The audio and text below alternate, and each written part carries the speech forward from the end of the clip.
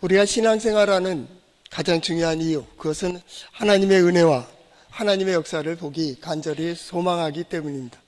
하나님의 은혜는 두 가지로 역사됩니다. 하나는 보호하심과 또 하나는 인도하심입니다. 그러니까 매 순간마다 하나님께서 우리를 보호하여 주시고 또 인도해 주시기를 간절히 소망하며 신앙생활 그리고 종교활동을 하게 되는 거죠. 예배의 소망도 마찬가지입니다. 하나님의 임재를 경험하는 것이고 그것은 꼭 하나님의 보호하심과 인도하심. 우리가 하나님께 기도하는 것도 마찬가지입니다. 하나님 나 도와주세요 라고 하는 거죠. 그럼 하나님께서 나를 보호하시고 인도해 주시는. 오늘 성전에 오른 우리 성도들의 마음도 마찬가지입니다. 하나님의 뜻이 무엇일까를 찾아가는 그 과정 속에 성전에 올라온 거죠. 하나님의 뜻이 과연 뭘까? 오늘 가지고 있는 이 문제 속에서 말입니다. 어떤 문제이든지 모든 상황, 모든 순간 속에 하나님의 뜻이 과연 뭘까? 나를 통하여, 이 문제를 통하여, 이 상황을 통하여 이루시고자 하는 일이 무엇이며, 그렇다면 나는 어디에 서야 되며 무엇을 어떻게 해야 될까를 바로 이 예배 중에 우리는 그 답을 구하는 거죠. 하나님, 내게 깨닫는 지혜를 주세요. 하나님을 찾아가는 겁니다. 예배를 통하여, 기도를 통하여, 찬양을 통하여 말씀을 들으면서 하나님을 찾는 겁니다. 하나님을 찾는 가장 가까운 길은 그것은 우리의 신앙이라고 하는 영역에 있습니다. 하나는 말씀입니다. 객관적 말씀이 하나님의 뜻을 구하고 하나님의 뜻을 찾는 자들에게 답을 줍니다. 하나님의 말씀이 답을 줘요. 나는 이해가 되지 않아요. 그러나 하나님은 이렇게, 하나님의 말씀은 이렇게 말하고 있고 그 말씀대로 되어져 가는 과정 속에서 하나님께서 풀어주시는 것을 보는 거예요. 가라, 가는 겁니다. 멈춰야 됩니다. 그리고 거기서 왜 멈춰야 되는지 나는 모릅니다. 왜 가야 되는지 이유도 모릅니다. 말씀이 그렇게 말씀하십니다.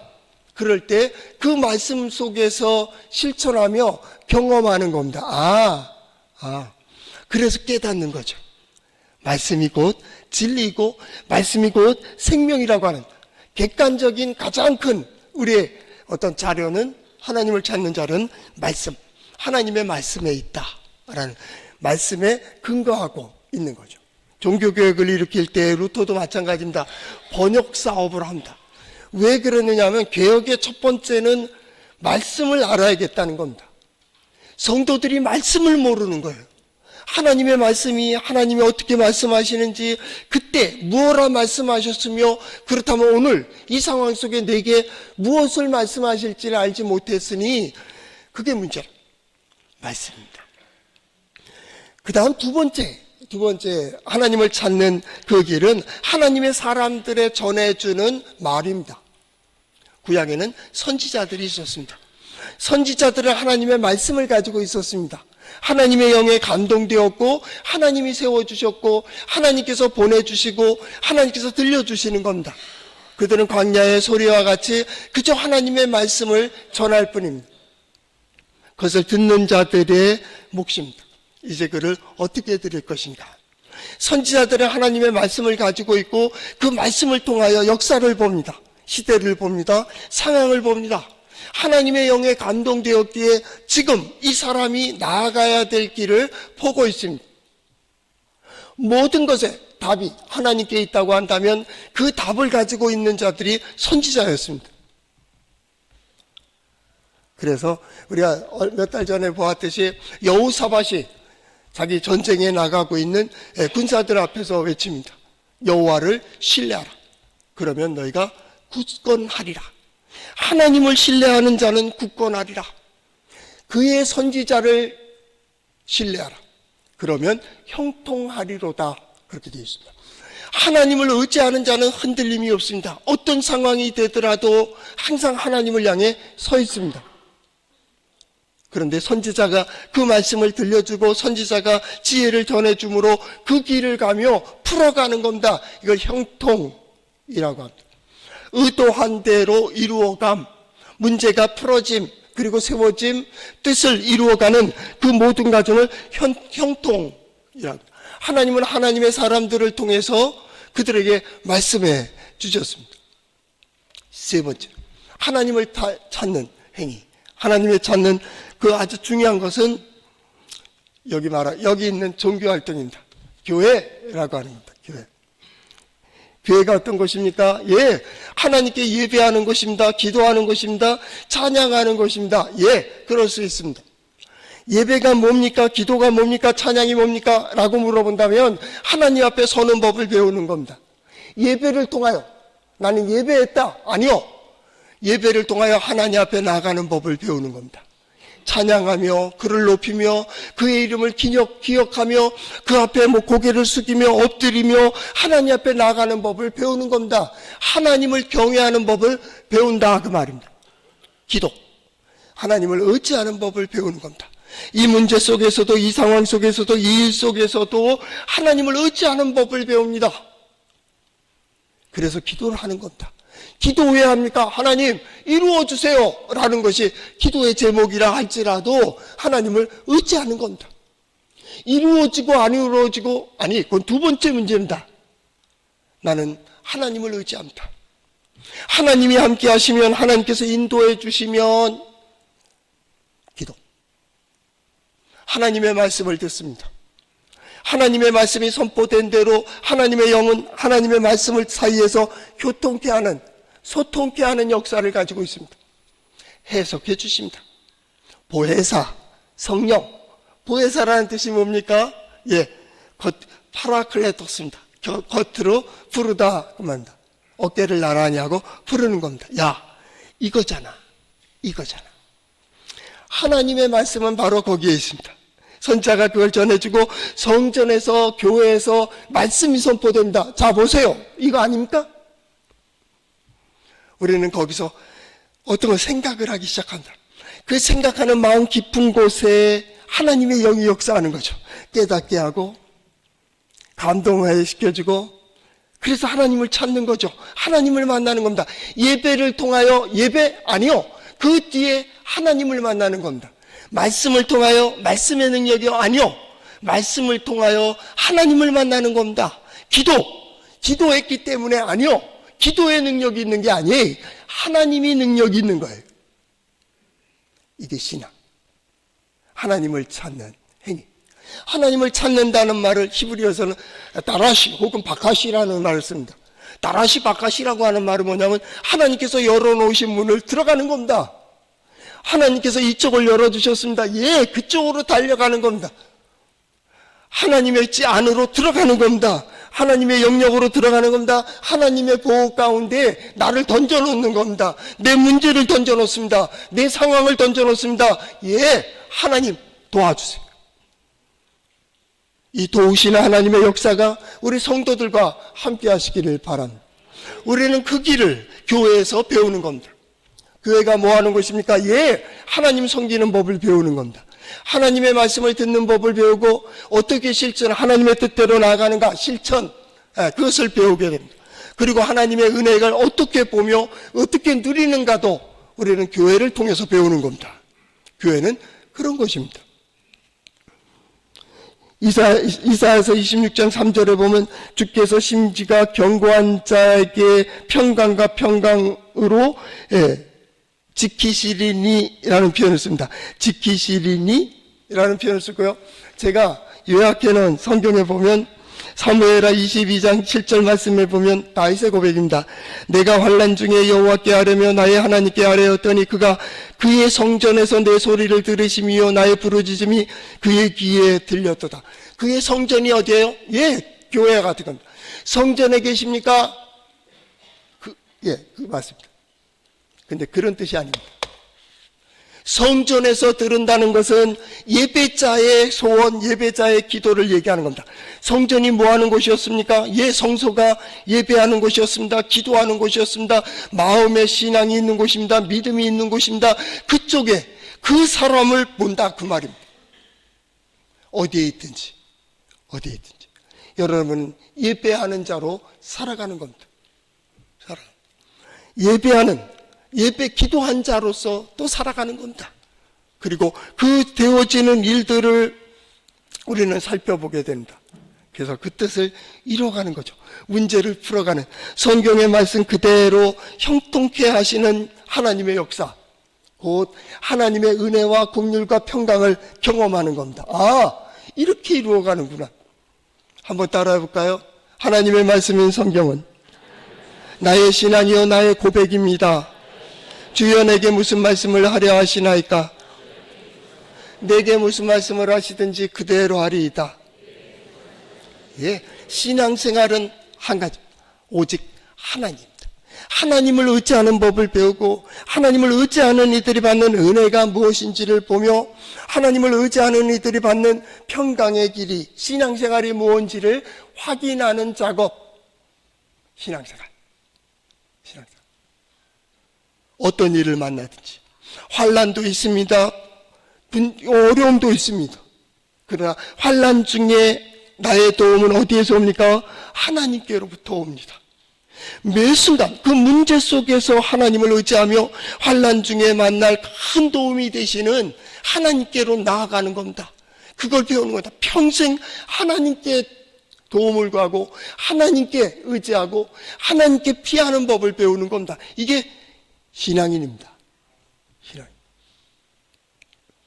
그 말씀들이 성경에 있는 겁니다. 이 문제도요. 예, 이 문제도요. 그리고 인생의 그 마지막 죽음, 그 문제 속에서도 우리가 담대하고 당당할 수 있는 이유는 여기에도 함께 계시는 하나님을 보고 있기 때문입니다. 그 순간에도 하나님께 맡깁니다. 죽음, 이전에 경제적인 문제, 사회적인 문제, 육체적인 문제, 사람들과의 관계의 문제, 내 근심과 환난과 고난과 핍박과 어려움을 이기도록 인도하신 하나님, 요 문제 못 이기겠어요? 이게 부활신앙입니다. 죽어도 살겠고입니다.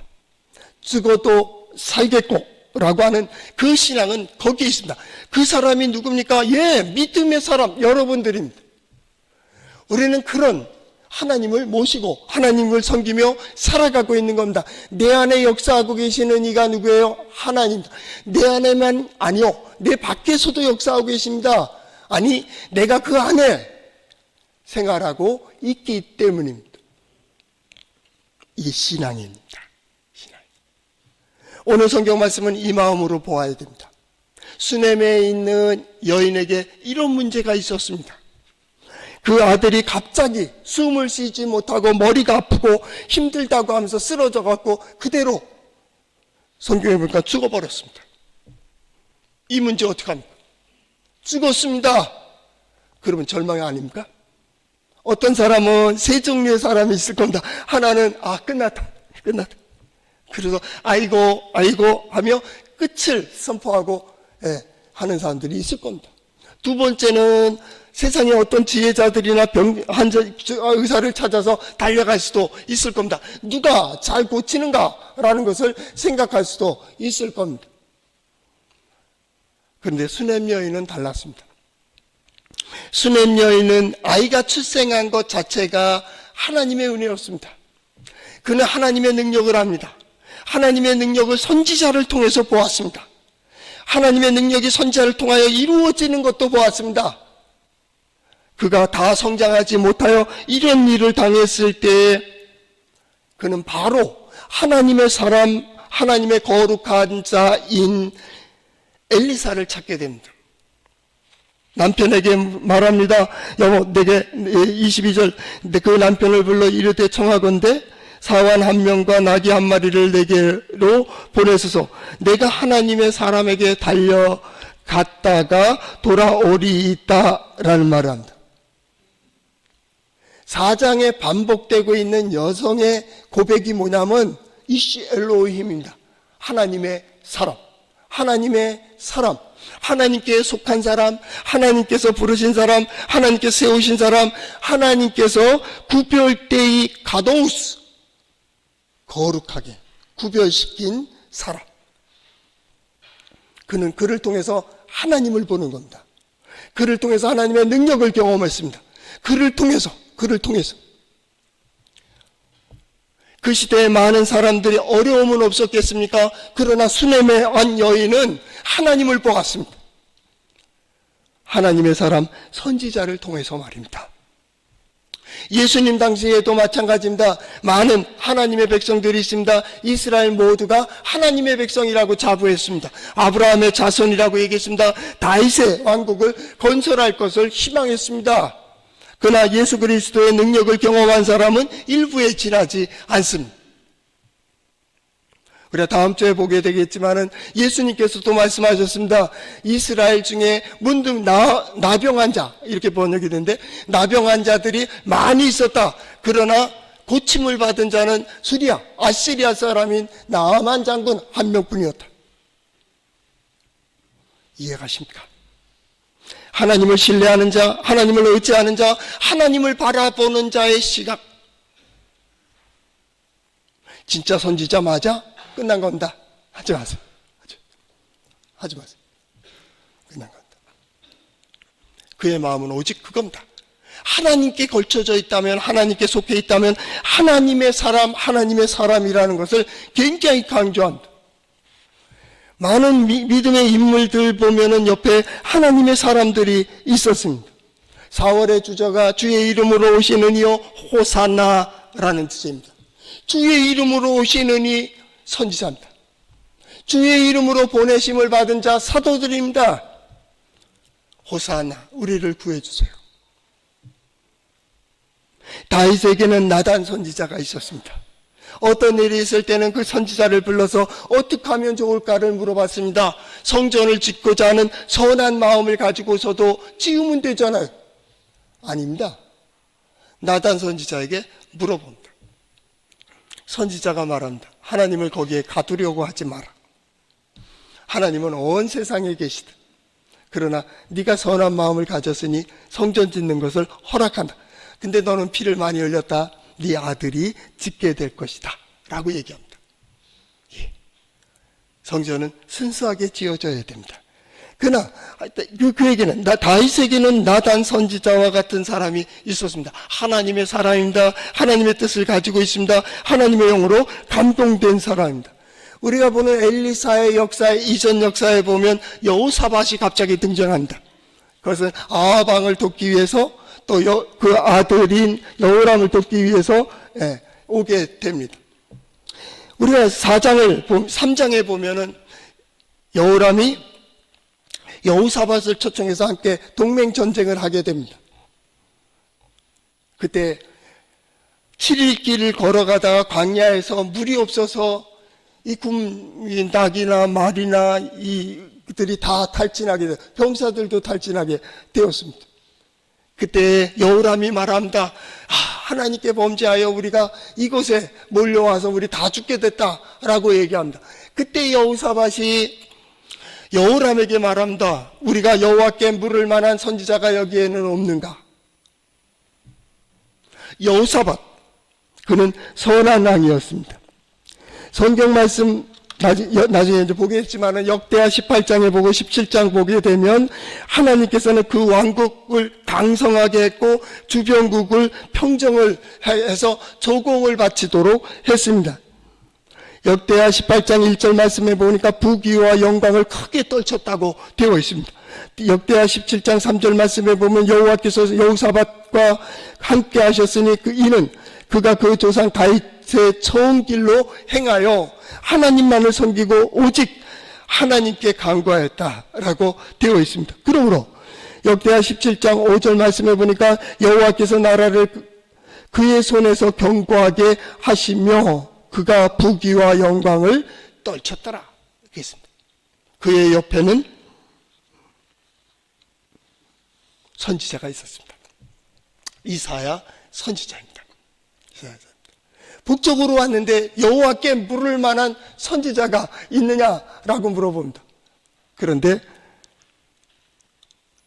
그는 알지 못합니다. 여호람은 알지 못하고 그의 신하가 말합니다. 우리에게도 선지자가 있는데 엘리사라는 선지자가 있습니다. 엘리사를 초청합니다. 그때 엘리사가 와서 여호람을 보면서 내가 당신을 보고서는 여기 오지 않을 것인데 저 여호사밧을 보며 여기까지 왔다고.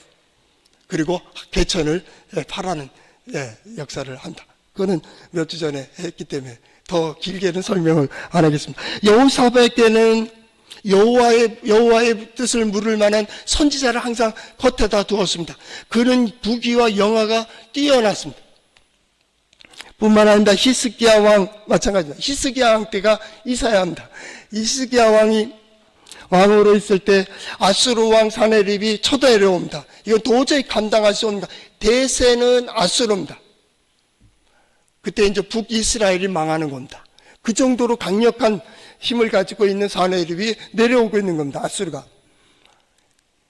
그래서 그를 가지고 다 떨고 신하들도 떱니다.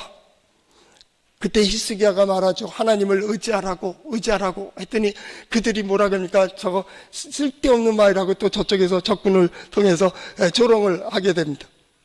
그때 히스기야가 이사야 선지자에게 사람을 보내고 이사야 선지자와 더불어 하늘을 향해 부르짖어 기도하게 됩니다. 하나님께서 역사하십니다.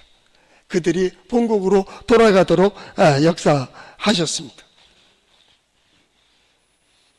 여호와를 신뢰하는 자, 여호와를 진정 신뢰하고 믿음의 사람이라고 한다면 하나님을 의지하는 자입니다. 하나님을 의지하는 자입니다. 그 신앙의 영역, 말씀을 통하여 하나님을 바라보는 자이며 하나님의 사람을 통하여 하나님을 만나는 자이며 종교적인 어떤 행위 좋습니다. 예배, 기도, 찬양 여러 가지 일들을 통하여 하나님의 뜻을 구하는 자입니다. 물론 그 다음에 영역이 있습니다. 그것은 좀 낮은 영역으로 말한다면 세상의 지혜입니다. 세상에 되어지는 일들을 통하여 이럴 때는 이렇게 풀던데 이럴 때는 이렇게 했는데 하면서 과거의 지식을 가지고 푸는 지혜라고 하는 영역도 있습니다.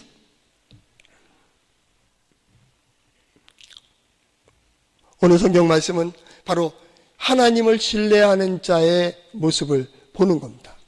그는 어떤 일을 만났을 때 먼저 하나님이 기억된 겁니다. 하나님을 기억하게 하는 이가 누구냐면 하나님의 사람, 그가 고백했던 하나님의 거룩하신 자, 하나님께서 거룩해 하신 자 누굽니까?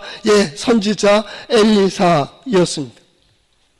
신랑에게 말한다. 남편에게 말하기를 내가 이렇게 해서 달려가려고 합니다. 남편이 얘기한다. 절기도 아니고 안식일도 아닌데 어찌 선지자를 찾으러 가려고 하는가?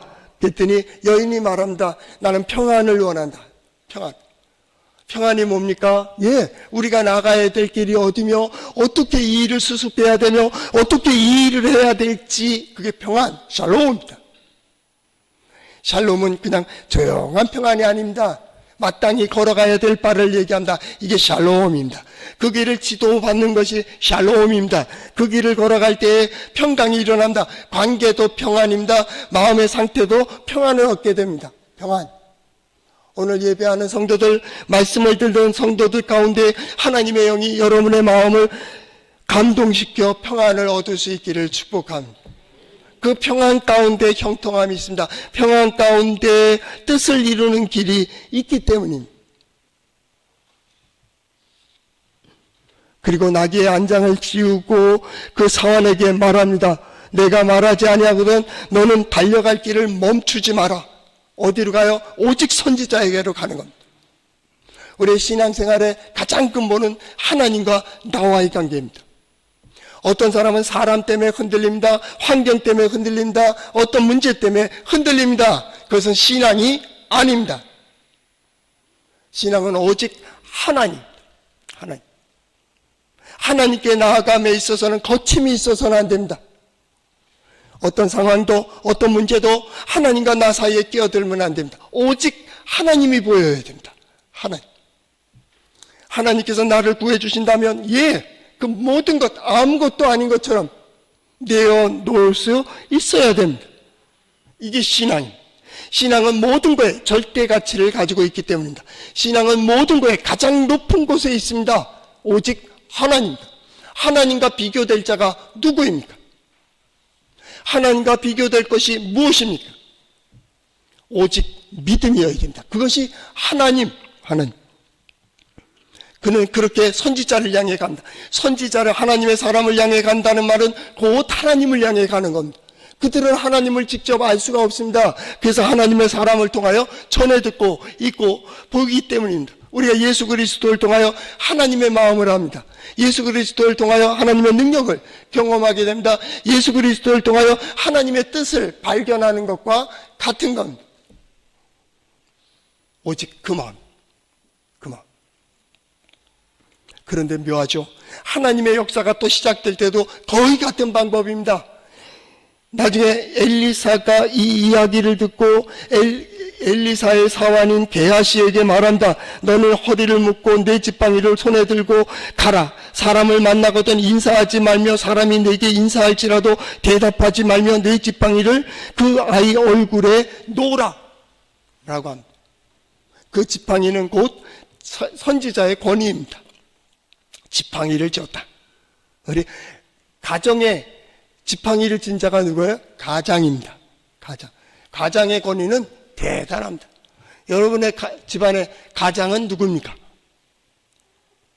아버지입니까? 어머니입니까? 남편입니까?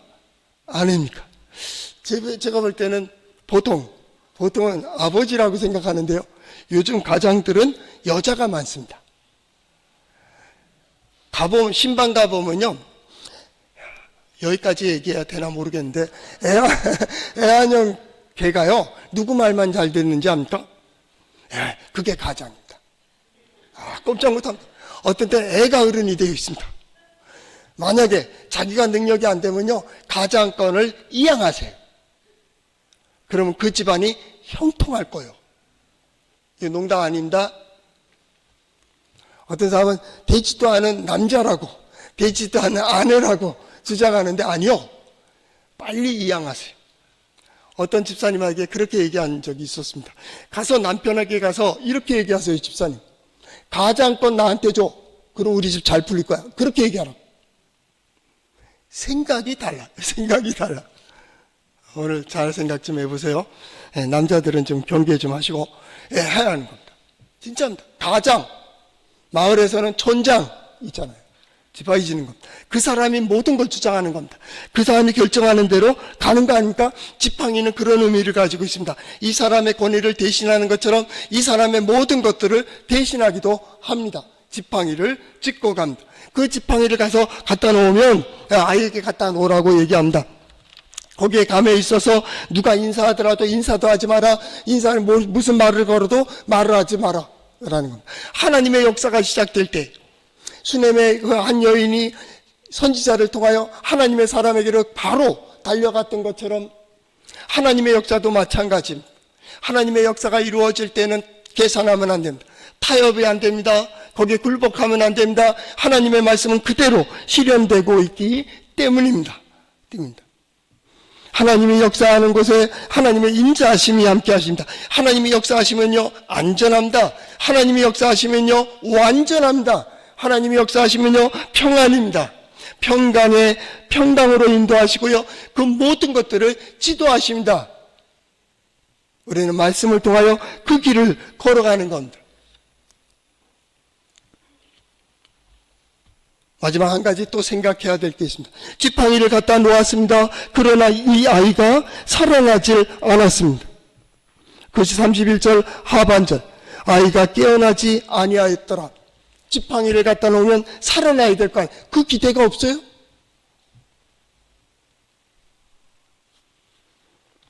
한 가지 중요한 게 있습니다. 종교적 모든 행위에 어떤 것도 마찬가지입니다. 지팡이 또는 어떤 신앙적 행위, 예배 마찬가지입니다. 예배 드렸다고, 말씀 들었다고, 말씀이 선포됐다고, 기도했다고, 하나님의 사람이 있다고 되어지는 게 아닙니다.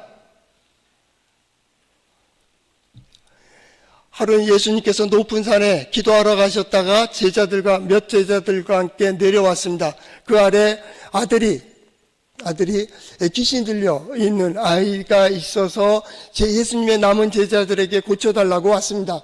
그런데 제자들이 고치지를 못했습니다. 이전에는 귀신을 쫓아냈습니다. 그러나 지금은 쫓아내질 못했습니다. 이전과 같은 방법으로 했습니다. 그런데도 안 되는 겁니다. 나중에 제자들이 물어봅니다. 왜 우리는 그걸 못했을까요? 그때 예수님께서 이렇게 말씀하십니다. 기도 외에는 이런 유가 나가는 일이 없느니라 라고 말씀하십니다. 이해가십니까? 기도가 고치는 게 아닙니다. 예배가 고치는 게 아닙니다. 말씀이 고치는 것도 아닙니다. 하나님의 사람이 고치는 것도 아닙니다. 하나님이 역사하시는 겁니다. 하나님이 말씀을 통해 역사하십니다. 예배를 통하여 역사하십니다. 기도를 통해서 역사하십니다. 그 찬양하는 모습을 통하여 역사하십니다. 그 삶 속에 역사하시는 겁니다. 우리는 말씀을 통하여 그 자리에 어떻게 서야 되며 어떤 마음을 가져야 되며 어떻게 나가야 되는지, 하나님을 찾는 자 바카시라고 했잖아요. 따라시 바카시. 그것은 뭐냐면 그 앞에 서는 겁니다. 그 안에 들어가는 겁니다. 열린 문에 들어가는 겁니다. 그리고 거기를 통과하는 겁니다. 그리고 하나님을 바라보는 겁니다. 믿음은 바라는 것들의 실상입니다. 실상이라고 하는 단어는 뭐냐면 그 밑에 서는 겁니다. 그 밑에 선다는 것은 모든 상황, 모든 조건 속에서 지금일까? 이 사람을 통해 역사하실까? 이 일로 역사하실까? 오직 관심이 누구에게 있어요? 하나님께 있는 겁니다. 저는 2026년 우리 동해제일장로교에 속한 우리 성도들의 모든 삶 속에 그 일마다 때마다 역사하시는 하나님께 대한 기대, 그 기대 속에서 역사하시는 하나님의 능력이 함께 하시기를 축복합니다.